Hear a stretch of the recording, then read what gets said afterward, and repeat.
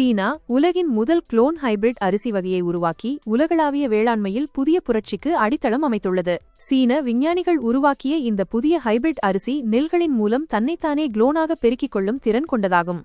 இதனால் அதிக மகசூல் தருவதோடு தலைமுறையாக எந்த மாற்றமும் இல்லாமல் தொடரும் என ஆய்வாளர்கள் தெரிவிக்கின்றனர். இந்த கண்டுபிடிப்பு ஹைபிரிட் அரிசி உற்பத்தியில் ஆண்டுதோறும் விவசாயிகள் புதிய விதைகளை வாங்க வேண்டிய கட்டாயத்தை முற்றிலும் நீக்கக்கூடும் என விஞ்ஞானிகள் நம்பிக்கை தெரிவித்துள்ளனர். உலகம் முழுவதும் கோடிக்கணக்கான மக்கள் உணவு பற்றாக்குறையை எதிர்கொண்டு வரும் நிலையில் ஹைபிரிட் அரிசி ஏற்கனவே அதிக மகசூலை வாக்குறுதி அளித்து வருகிறது. குறிப்பாக ஆப்பிரிக்காவின் சில பகுதிகளில் பாரம்பரிய அரிசி வகைகளை விட 4 மடங்கு அதிக மகசூல் கிடைத்துள்ளதாக கூறப்படுகிறது.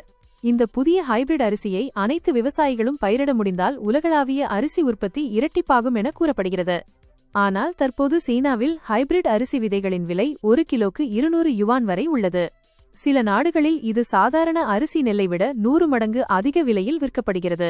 இந்த சிக்கலுக்கு தீர்வாக வாங் கெஜியான் தலைமையிலான ஆய்வுக்குழு உரச்சேர்க்கை இல்லாமலேயே விதைகள் உருவாகும் வகையிலான ஹைபிரிட் அரிசியை உருவாக்கியுள்ளது. இதன் மூலம் விதை உற்பத்தி செலவு 99% வரை குறையக்கூடும் என்றும் கிலோ கணக்கான 100 கணக்கான யுவான் விலை சில யுவான்களாக குறையும் என்றும் தெரிவிக்கப்பட்டுள்ளது.